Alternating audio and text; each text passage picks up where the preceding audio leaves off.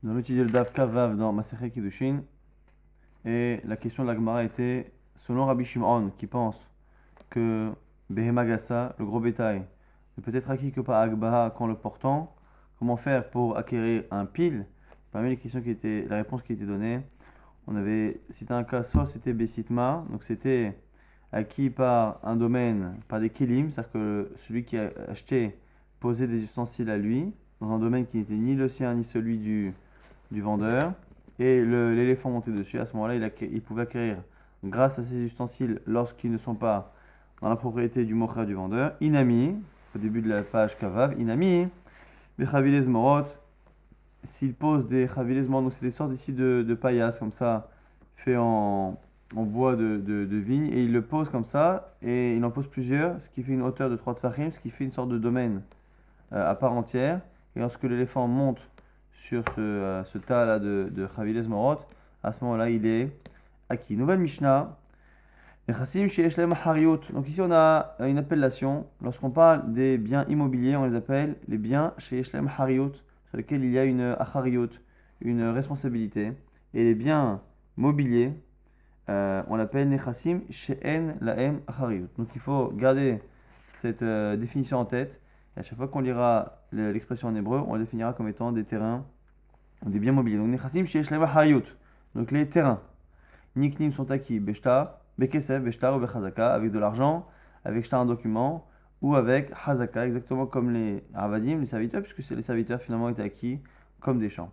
She'en lahem achariyut. Maintenant, les biens qui n'ont pas d'achariyut, donc les biens mobiliers, les objets, en niknin et la meshicha ne sont acquis que par meshicha, le fait que l'objet passe du domaine du vendeur au domaine de l'acheteur. Donc là, ici, selon la majorité des commentaires, quand on dit en niknin et là, ils ne sont acquis que, c'est par rapport aux trois qu'on a cités précédemment, kesef, shtar et chazaka. Mais il y a d'autres manières, agbaha, le fait de lever l'objet, et plein d'autres manières d'acquérir un objet. Mais en tout cas, par rapport à ceux qui sont cités précédemment, il n'y a aucun des trois qui marche, il faut meshicha.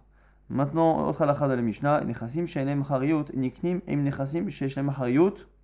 Les biens mobiliers, les objets, sont acquis par l'intermédiaire des biens immobiliers, bekesef, beshtar ou bechazaka. Donc, on a pour les biens immobiliers obligation d'utiliser soit kesef, l'argent, shtar, le document, ou chazaka, le fait de faire un geste de propriétaire dessus, casser quelque chose, réparer quelque chose qui montre qu'on est le propriétaire. Et les objets, s'ils font partie, ils sont sur le terrain, en tout cas ils peuvent y être associés, justement on verra ça dans la suite, comment, dans quel cas, ils peuvent être associés au terrain et être acquis à gave, en même temps. C'est-à-dire qu'on acquiert le terrain, et en même temps qu'on acquiert le terrain, on acquiert les objets qui y sont associés. Ça marche, par contre dans l'autre sens, ça ne marche pas. On ne peut pas, en acquérant un objet, acquérir au passage le terrain qui lui sera associé. L'ishava alehem, et on peut, pareil, cette fois ici c'est l'inverse, lorsque l'on doit rendre un objet, rendre de l'argent à quelqu'un et que la personne nie et qu'on est dans les conditions où la Torah nous demande de jurer, on ne jure pas sur un terrain, mais on jure sur un objet. Un objet ou de l'argent qui n'est pas rendu doit être juré, on doit jurer dessus. Par contre, si c'est un terrain, on ne jure pas, et là c'est l'inverse. Si la personne doit jurer pour un objet qui n'a pas rendu, pour un picadone ou pour de l'argent qu'il doit et qu'il nie en partie, s'il doit jurer pour cette chose-là, mais qu'au passage, il y a aussi un contentieux par rapport à un terrain, puisqu'on le fait jurer pour une raison qui est valable, qui est l'objet ou l'argent, on peut au passage inclure dans la Shura la demande et la question que l'on a sur le terrain. Faire jurer quelqu'un simplement sur un contentieux sur un terrain, c'est pas possible.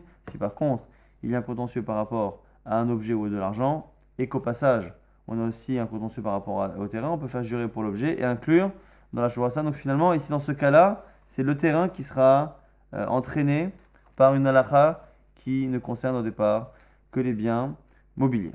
Maintenant, la Gemara va essayer de trouver les sources dans la Torah sur les kinyanim. Bekesef, menalan, d'où sait-on que les terrains sont acquis avec de l'argent? Amar Cheskia répond, Amar Kras, un passou dans Yirmia, Sadot, Bekesef, Yiknu. Les champs sont acquis avec de l'argent. C'est un des versets qu'on avait cité aussi au tout début de la Gemara. dans le premier daf par rapport à Kesef Minal, par rapport à la femme, d'où c'est donc la femme elle acquise par l'argent. Kesef, on apprend de Kira de Zdéphron, du chant de Ephron, là-bas c'était un chant, et au passage là-bas, on sait que c'était fait avec de l'argent, ce que ça donne Kesef Yiknu. En tout cas, ici on nous dit que les champs ont été acquis avec de l'argent. La Gemara dit oui, mais ce verset-là, c'est pas, il n'est pas sûr qu'il peut nous enseigner ça. Pourquoi? Veima ad ikashta. Peut-être que malgré cela, il faut un shtar.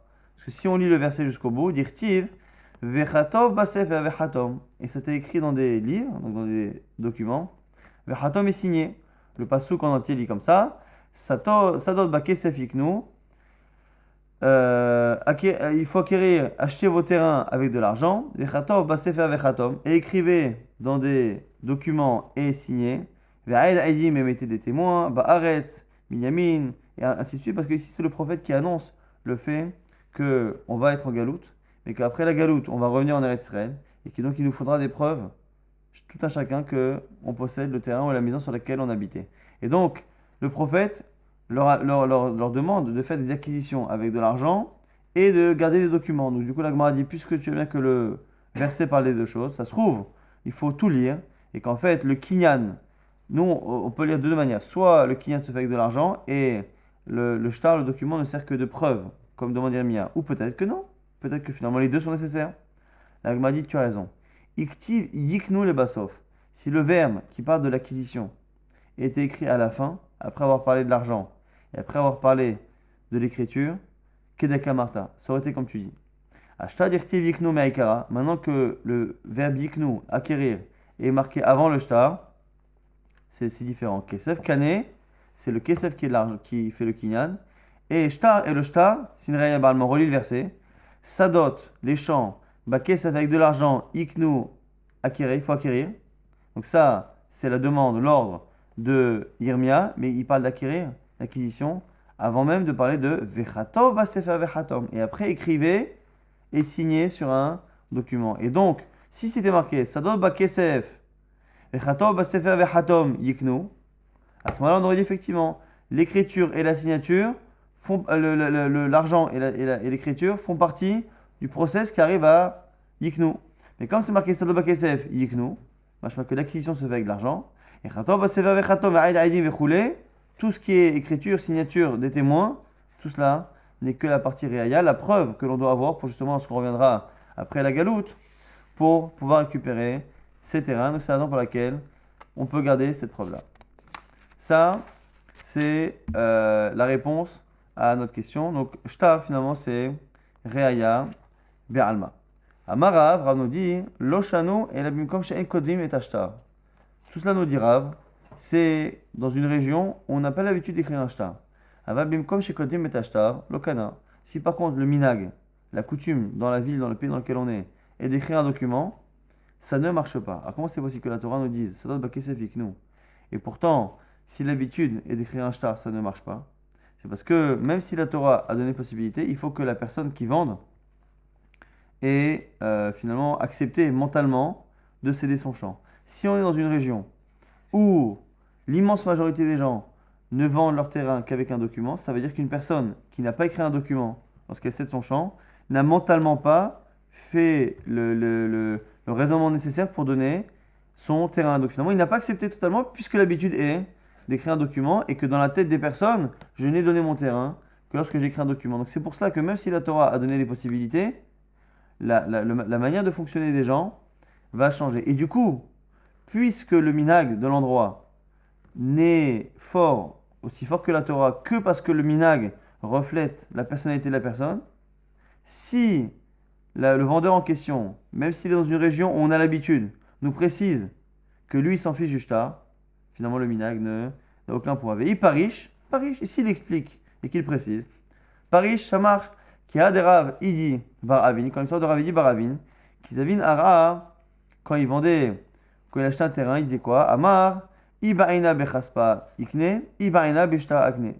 Si je veux, j'acquiers avec de l'argent. Si je veux, j'acquiers avec un shtar, avec un document. Ibaina bechaspa ikne. Si je veux acquérir avec de l'argent, des beitou les mehidar, l'oma sito adritu. De telle sorte à ce que si, à un moment donné, on a donné l'argent, et qu'on n'a pas encore écrit le document et que vous voulez annuler la vente, c'est plus possible. Parce que moi, j'aurais décidé entre-temps que c'est l'argent qui fait le kinyan. Ici, je décide que ça n'est qu'à l'écriture du shtar que c'est entériné, et donc, après le don d'argent, mais avant l'écriture du shtar, je peux revenir sur ma décision. Donc ici, encore une fois, on a vu que Minatora, le vrai kinyan pour l'instant, c'est Kesef. On ne parle pas encore de shtar tout court, mais en tout cas, Kesef tout court. Ça marche.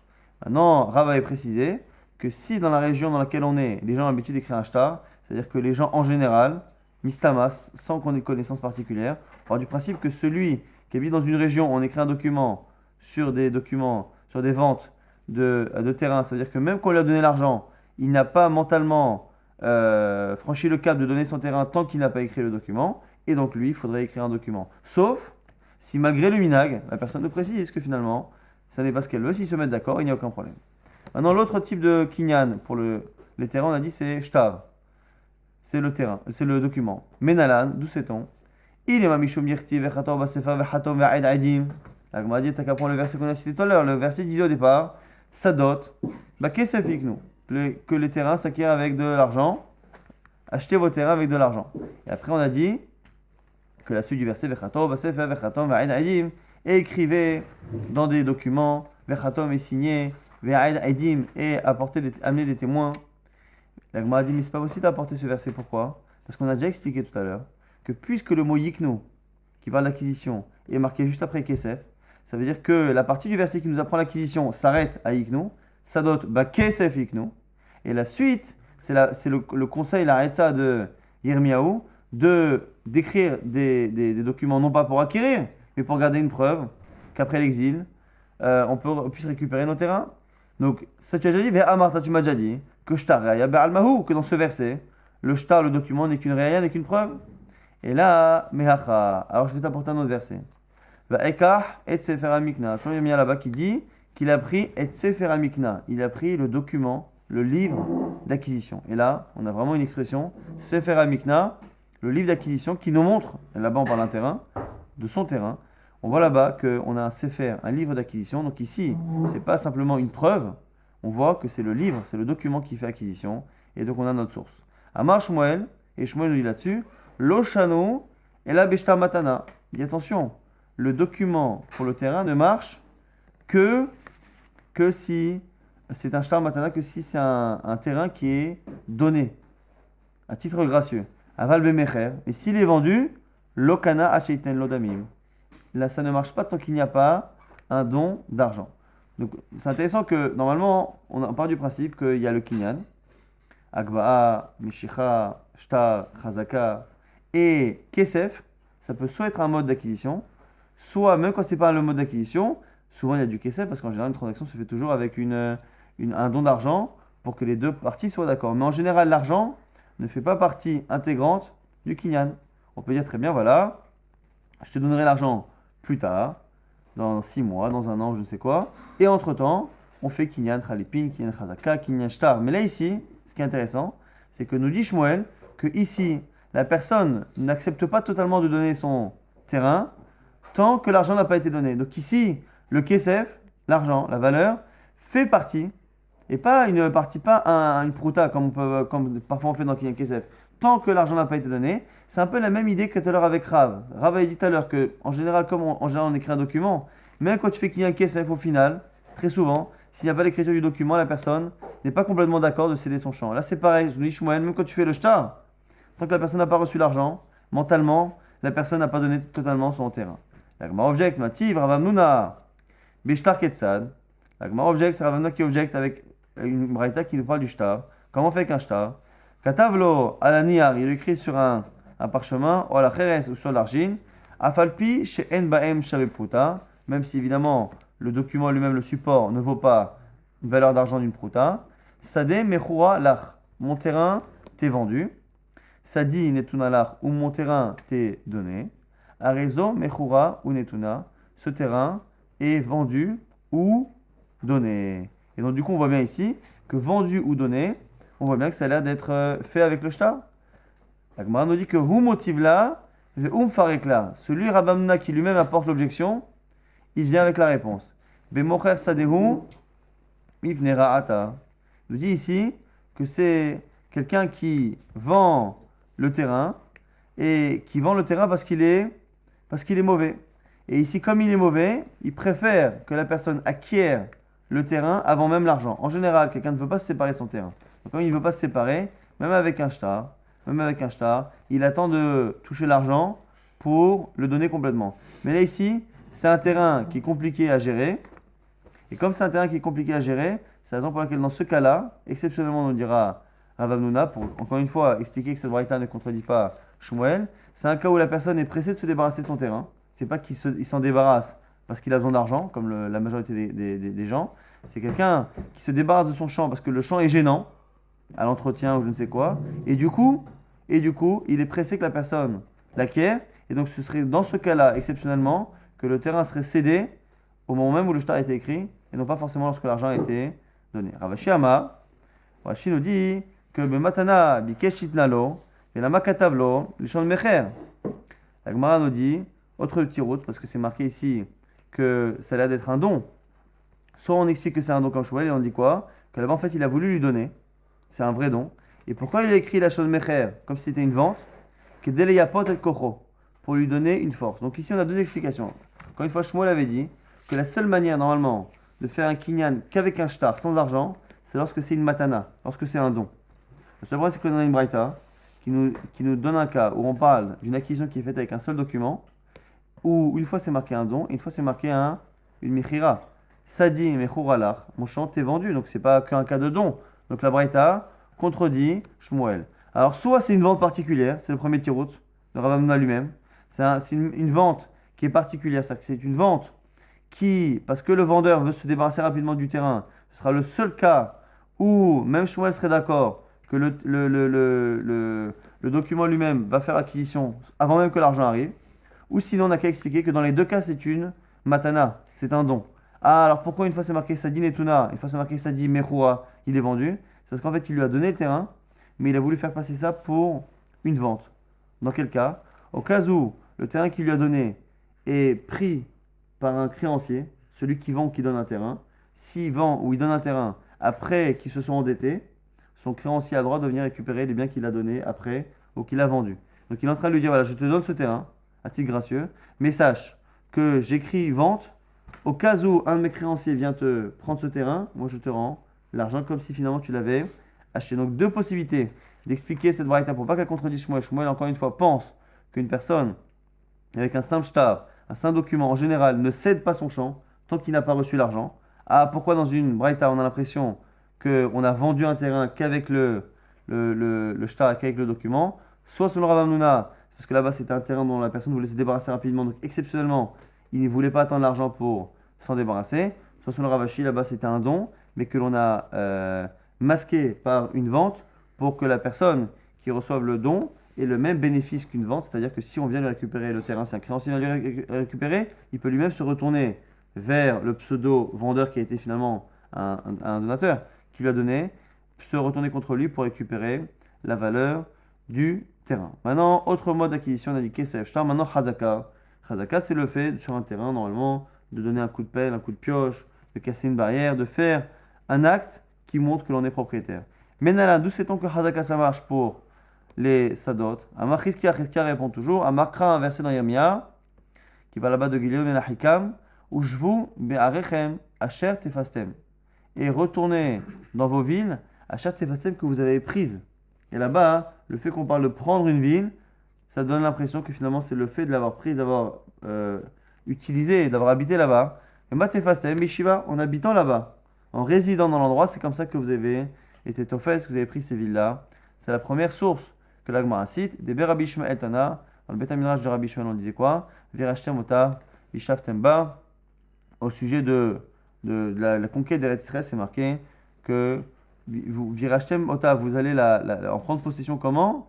Vishaftem Ba, en y habitant, en y résidant. Ben Maïrashtem Ota, reste quand vous allez hériter et prendre possession de cette terre, Bishiva. Donc c'est une allusion ici, c'est une sorte de Hekesh qu'il y a dans le passouk de la Torah.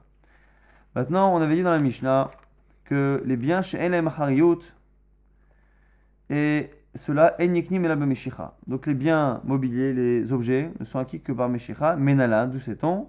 Dirti, c'est marqué vechitim kiro mimka la amitecha, okano minyal amitecha. Lorsque vous allez vendre ou acheter des biens miyad, de la main de ton prochain. Et là-bas, on parle d'acquérir de la main de son prochain. De là, on voit que le fait de passer d'une main à l'autre, d'un domaine à l'autre, est une forme d'acquisition. Davar anikne miyad leyad. C'est la source que la Torah nous rapporte. Maintenant, la Gemara, au passage, nous dit Ul Rabbi Yochanan, Damar Dvar Torah, Marot Konot. Selon Resh Lakish, les Marot, l'argent ne fait pas acquisition, c'est la Mishira qui fait acquisition. Mais selon Rabbi Yochanan, les Marot, l'argent, est un mode d'acquisition des objets. Minatora, Ul Rabbi Yochanan, Damar Dvar Torah, Minatora, Marot Konot, Michael et Memar. Pourquoi on n'a pas cité ce kinyan-là? La Gemara dit Tana, Takanta Dera Banan Katane. Le Tana ne vient pas nous apprendre les kinyanim de la Torah, mais les kinyanim qui sont finalement utilisés à la Chalem Maaseh. Et donc il a directement adapté la Mishnah à la Takana des Rabbanan, à ce que les Rabbanan ont institué, c'est-à-dire d'annuler ce kinyan kesef par rapport aux objets. Pourquoi? Parce qu'un objet a besoin d'être protégé, il est plus fragile qu'un terrain, et donc on a peur que si la vente se fait par le don d'argent, avant même que l'objet soit donné, on a peur qu'entre le moment où l'argent est donné, et donc que l'acquisition est faite, et donc l'objet est censé appartenir à l'acheteur, on a peur que le vendeur qui s'est débarrassé de sa propriété sur l'objet ne fasse plus attention dans les minutes ou dans les heures qui suivent, là, entre le don d'argent, donc l'acquisition et la livraison de l'objet. On a peur que le vendeur ne soit pas assez précautionneux et que l'objet soit abîmé et qu'on se retrouve à avoir des contentieux. Donc les Kharamim ont enlevé ce mode d'acquisition. C'est la raison pour laquelle, même selon Rabbi Yochanan, qui pense que Minatora, l'argent sert à acquérir des objets, ici, la Mishnah n'en tient pas compte parce que Mina Rabbanan, on n'a plus le droit de le faire. Maintenant, les Chassim, chez Nem Hariyot, on a dit dans la Mishnah que les biens, les objets, peuvent être acquis à Gav, peuvent être acquis en même temps que des biens immobiliers. Mais Nahanemile, d'où connaît-on ce principe-là? Que lorsque j'acquiers un terrain, j'ai le droit d'acquérir en même temps des objets. Normalement, un objet est acquis par Kesef, par Meshicha, on a dit. Et là, ici, en faisant Kesef Shtar Chazaka sur un terrain, je vais acquérir au passage, je vais acquérir un objet qui lui-même, l'objet ne peut pas être acquis par Kesef Shtar Chazaka. Donc la Gemara explique d'où c'est la ressource. Alors, qu'est-ce qu'il y a? La marque, c'est inversé. Vaïten lahem avihem matanot. Là-bas, sur le roi Yehoshaphat qui donne à ses enfants, Vaïten lahem avihem, leur père leur a donné matanot, des cadeaux rabot. Et chesef ou za'av ou migdanot, il leur a donné donc de l'argent, de l'or et plein de choses précieuses. Et imarem et tsurot bi Yehuda, avec les villes fortifiées de Yehuda. Et on a l'impression ici de ce verset que c'est en leur donnant les villes de Yehuda qu'il leur a fait acquérir au passage tout l'or et l'argent et les richesses qu'il y avait dans ces villes. C'est la source que Cheskia nous donne, que la Gemara nous donne, pour trouver cette source-là qu'on peut acquérir un bien mobilier lorsque l'on fait acquérir un bien immobilier. Maintenant, la question qui va être posée jusqu'à la fin du DAF, Ibaya Lehu, la Sheila de la Gemara, c'est Bainat Seburim Olo. Lorsqu'on dit qu'un objet est acquis grâce au terrain, est-ce qu'il faut que l'objet soit sur le terrain? Et donc finalement, l'acquisition du terrain fait en même temps acquisition de l'objet qui s'y trouve, ou est-ce que finalement c'est déconnecté? Est-ce que c'est déconnecté? C'est la question de la Gemara. Rav Yosef nous répond Tashma, viens apprendre avec une Mishnah. Rabbi Akiva Omer, Kaka Kolchehu. Rabbi Akiva nous dit, dans PA, qu'un terrain avec une taille la plus petite possible, donc même quelques centimètres, un terrain très petit, Kaka Kolchehu, Chayevet BPA, est déjà concerné par l'obligation de PA de laisser un coin qu'on ne récolte pas, quelle que soit la taille. Mais Bikurim, il est concerné par la misa des Bikurim d'apporter les prémices des fruits au Bet Amikdash. Mais Yirtov Aleha Prosboul, et peut permettre d'écrire un Prosboul. Prosboul, c'est le document que l'on écrit pour éviter que les dettes soient annulées. Normalement, les dettes Minatora sont annulées à la Shvita. Chachamim ont eu peur que les gens ne prêtent plus la 5e et la 6e année. Et donc, ils ont fait Prosboul, c'est un document qui permet de transférer la dette au Beddin. Et le Beddin, lui, n'est pas concerné par la Shemitah. Et donc, du coup, la dette, après, est recréée après la Shemitah, de telle sorte à ce que la personne puisse récupérer son argent et que les gens puissent emprunter, du coup, les années précédant la Shemitah. Pour cela, on a besoin d'une chose, c'est que la personne soit propriétaire d'un terrain. Et quelle est la taille du terrain? Un terrain kolchou. Même aujourd'hui, on le fait avec un atzitz. Un atzitz nakou. Il suffit d'avoir un pot de fleurs qui est trouvé par le bas, qui est considéré comme étant déjà un minimum de terrain. Et donc, du coup, Un terrain, aussi petit qu'il soit, est concerné par PA, par la partie qu'on doit laisser aux pauvres, quelle que soit la taille du terrain, par les bikurim, si quelque chose y pousse, on doit apporter les prémices au Beth Amikdash, et peut permettre d'écrire le document de Prosboul. Il n'y a pas de superficie minimale pour ces halachot-là qui sont liés à un terrain. Et au passage, je veux dire avec qui va, pareil, pour acquérir en même temps un objet, il n'y a pas besoin que le terrain ait une taille minimale. Et du coup, via Mart, si tu dis que finalement un terrain aussi petit qu'il puisse être peut faire acquérir un objet, qu'est-ce qu'on peut acquérir avec un terrain qui a une superficie de quelques millimètres ou quelques centimètres? Donc du coup, tu vois bien que si l'acquisition d'un objet par un terrain peut se faire quelle que soit la taille du terrain, en général avec un terrain très petit, on ne peut pas acquérir grand-chose, donc forcément que l'objet n'a pas besoin d'être situé sur le terrain, dans le terrain en question qui lui permet de l'acquérir, qu'on peut très bien dire finalement que le terrain qui est à ma gauche va me faire acquérir l'objet qui est à ma droite et qu'on n'a pas besoin forcément que l'un se trouve sur l'autre. La Gemara dit non, c'est pas une preuve extraordinaire. Pourquoi? Targum Rav Shmuel Bar Bisna Kamed Rav Yosef. Rav Shmuel Bar Bisna, il explique devant Rav Shmuel que quand Shina Atzba Mahat, t'as qu'à dire que il a planté quelque chose dans le sol, il a planté une aiguille ou il a planté quelque chose de fin, et il acquiert l'objet par le terrain. Donc on a un terrain qui est microscopique, on y plante une aiguille, qui elle aussi ne prend pas une superficie énorme, et voilà, et on dit en même temps que j'acquiers le petit bout de terre, j'acquiers l'aiguille. Bon, c'est un cas un peu capillotracté, un peu tiré par les cheveux, mais tout de même, ça marche. Donc c'est pas une preuve extraordinaire. C'est pas une preuve extraordinaire que le terrain ne doit pas forcément, enfin que l'objet ne doit pas être sur le terrain. Mais là, Rav Yosef lui dit, Kasaftan, tu m'as contrarié avec ton tirout. Est-ce que tu crois que le Tana, il s'est cassé la tête à t'enseigner une halakha pour un cas aussi bizarre de quelqu'un qui acquiert un morceau de terre tout petit pour acquérir dessus une aiguille? Amar Ravashi nous dit, Manemalan delotalaba margenita deshavia alfezouzé, qui nous dit que sur cette même pointe, cette même aiguille, il n'a pas posé dessus une pierre précieuse. Et du coup, on peut avoir un terrain qui est microscopique, dans lequel est plantée finalement une aiguille, et sur cette aiguille, on peut avoir un diamant d'une valeur énorme. Et donc, du coup, c'est pas parce que on utilise un objet qui n'a pas une grande valeur que finalement, une aiguille finalement peut avoir une grande valeur si elle accroche à quelque chose. Donc, du coup, ça peut servir à quelque chose. Donc, on peut se retrouver à expliquer ce cas-là sans que l'on ait une preuve, encore une fois, que l'objet doit se situer sur le terrain. Tashma, on va essayer encore une fois de prouver avec cette fois une braïta. Amar Rabbi Lazar, Maaseh ve Madoni Echad. Il y a un homme qui venait de Madon, donc un homme qui était Madoni. Shaya Berushaim qui était à Jérusalem. Shayalo Mitatelim Arbe, qui avait beaucoup d'objets. Ubikesh Itlam be Matana, il a voulu les donner. Amourlo, ils lui ont dit, En lotakana, il n'y a pas de solution. Al Shiaknem Agabe Karka, sauf si il acquiert avec un terrain. Marasa, qu'est-ce qu'il a fait? Alors, Betsela, il est parti prendre Betsela. Alors, Sela, normalement, c'est une pièce. Betsela, ça a l'air d'être un terrain qui fait la taille d'une pièce de monnaie, donc il n'est pas énorme. Samour Yerushalayim, à côté de Jérusalem. Et Amar, il a dit Tzfonize les plonis, et Ve'imo me Atson ou me Ahaviot. Ce petit terrain-là, ce terrain que j'ai acheté, il est acquis à un tel. Et Ve'imo, et en même temps, je lui donne. Mais Atson, les 100 pièces de troupeau que j'ai, ou mes achaviot et les 100 tonneaux de vin, va mettre. Il est décédé juste après avoir dit ça. Et qui est dévarav. Et ils ont accompli sa parole, c'est-à-dire qu'ils ont estimé que l'acquisition était bonne. Et qu'a priori, Betsela, c'est un terrain qui fait la taille, a priori. On la compare à une pièce, donc c'est au niveau de la taille, a priori. Et donc c'est un terrain qui a une taille toute petite, et qu'a priori, on ne peut pas placer 100 tonneaux et 100 moutons sur un terrain qui fait cette taille-là. Et si tu pensais que l'objet pour être acquis grâce au terrain, l'objet doit se situer sur le terrain, on ne peut pas avoir tous ces objets qui sont sur le terrain. Betsela, qu'est-ce que tu veux faire avec un Betsela? La Gemara dit, Misavar Betsela, c'est la mamash. Mais qui te dit que quand on a dit que c'est un terrain d'une pièce, qui te dit que c'est un terrain qui a la superficie d'une pièce? Maïsela, des nafish chouva, c'est que c'est un terrain qui est immense. Ah, vers Maïkarou c'est là. Pourquoi on l'appelle Sela?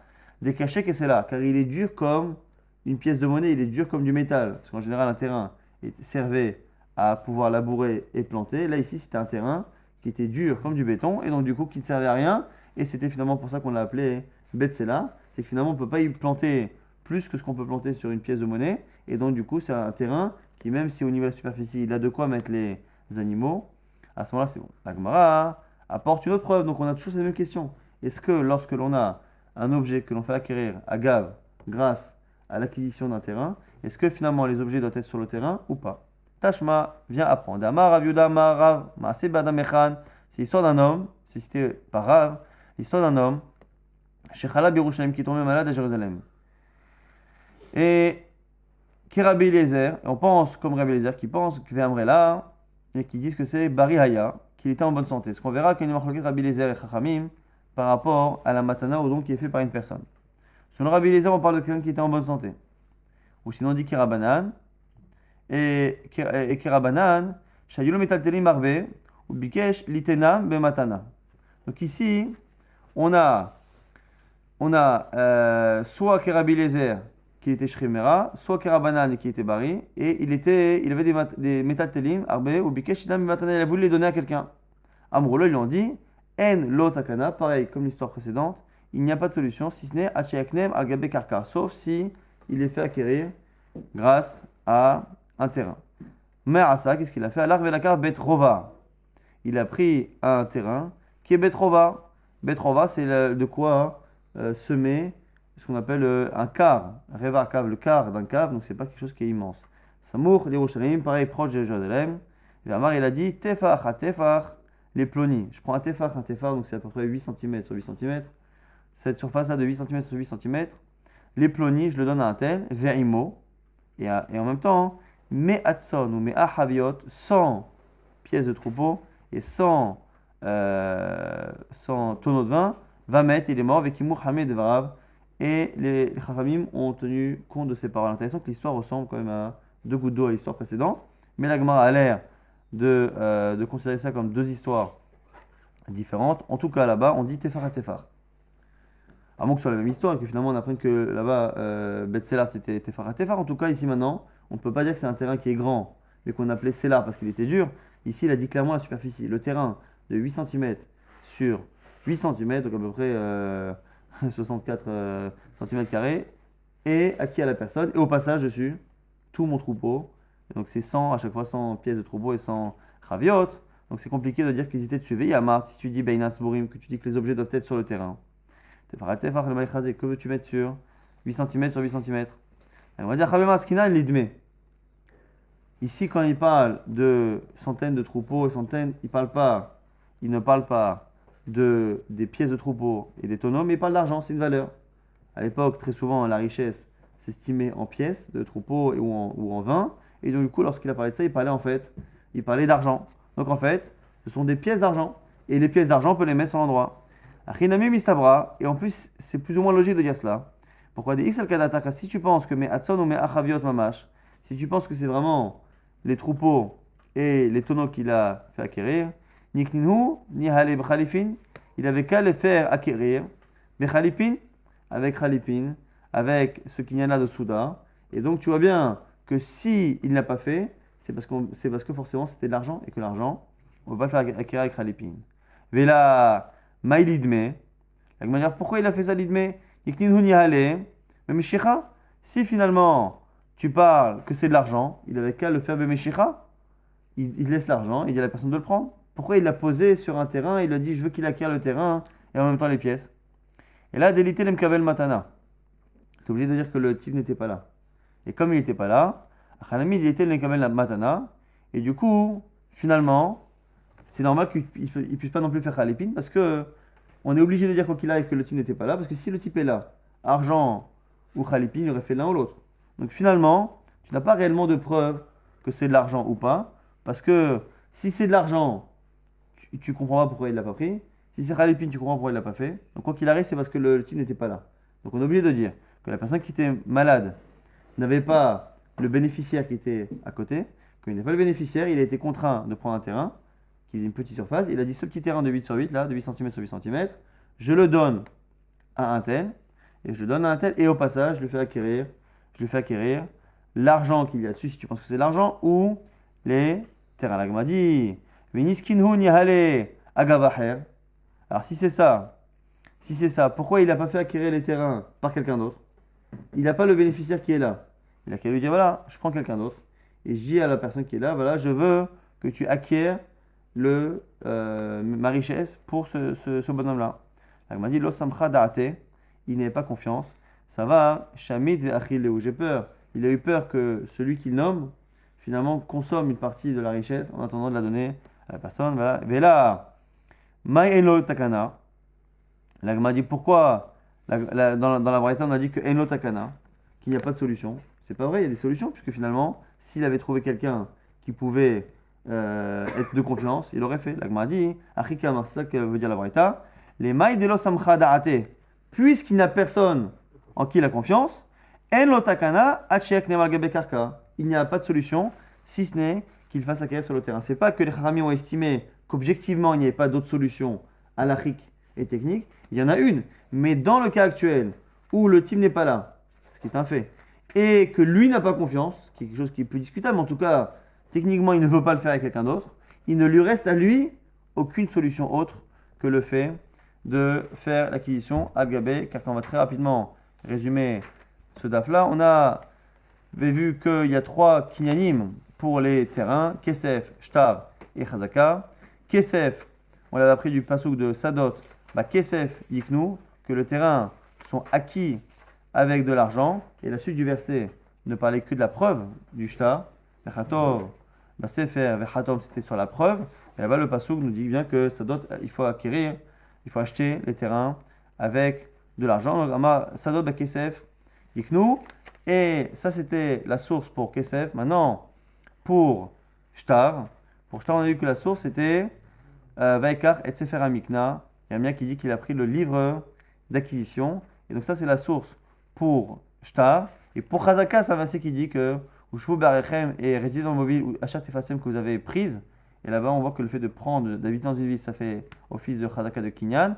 Ou le passage qui dit Vireshtem Ota, Vishaftemba, vous allez hériter de la terre en vous y installer. De là, on apprend que l'un entraîne, ça c'est l'épreuve pour Kesef, Shtar, Chazaka. Au passage, Rav nous avait dit que même lorsqu'on fait Kesef, lorsque dans la ville, dans l'endroit, l'habitude est d'écrire un document, en général, on part du principe que le vendeur ne cède pas son terrain tant qu'il n'y a pas eu de document. Ce qui veut dire que même lorsque la Torah dit Kesef, Shtar ou Chazaka, il faut que la personne soit entièrement d'accord. Si l'habitude est que l'on écrit un document, donc le document n'a pas été écrit, la personne n'a pas donné. Mais si la personne précise qu'elle s'en fiche, ça fonctionne, puisqu'encore une fois, le minag n'est pas là pour remplacer la Torah, mais pour nous montrer la psychologie de la personne. Si la personne nous dit clairement qu'elle ne veut pas, c'est bon.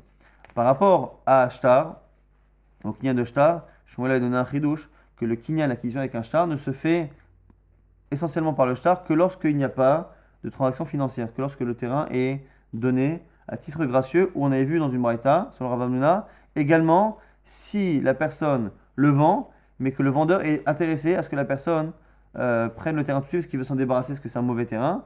Mais sinon, en temps normal, dans une vente normale, où la personne ne vend que pour récupérer l'argent, c'est lorsque l'argent est récupéré que la transaction du shtar sera terminée. Là aussi, c'est une question de psychologie. La personne ne veut pas, même si elle a écrit le document, ne veut pas psychologiquement donner son terrain tant qu'elle n'a pas reçu l'argent en contrepartie. Et le Kinyan Meshichan l'avait appris de Okano Miyadamitecha, où tu acquéras de la main de ton prochain. De là, on voit qu'une question peut se faire par la transmission de main à main, de domaine à domaine. On avait vu aussi le verset qui nous apprenait la lacha, que l'on pouvait acquérir un bien mobilier par l'intermédiaire du bien immobilier. C'est Yoshaphat, le roi, qui donne à ses enfants des richesses en leur donnant les villes fortifiées de Yehuda. De là, on apprend qu'en donnant les villes fortifiées de Yehuda, il a donné les richesses qui s'y trouvaient. Et l'Agmara était restée sur une question qu'on continuera d'étudier demain. Est-ce que lorsqu'on acquiert un terrain et que par la même occasion on acquiert un objet, est-ce que l'objet doit se trouver sur le terrain ou pas? On a essayé plusieurs fois d'apporter des preuves de Mishnayot et de Braithot et finalement on n'a pas eu de preuves claires sur la question.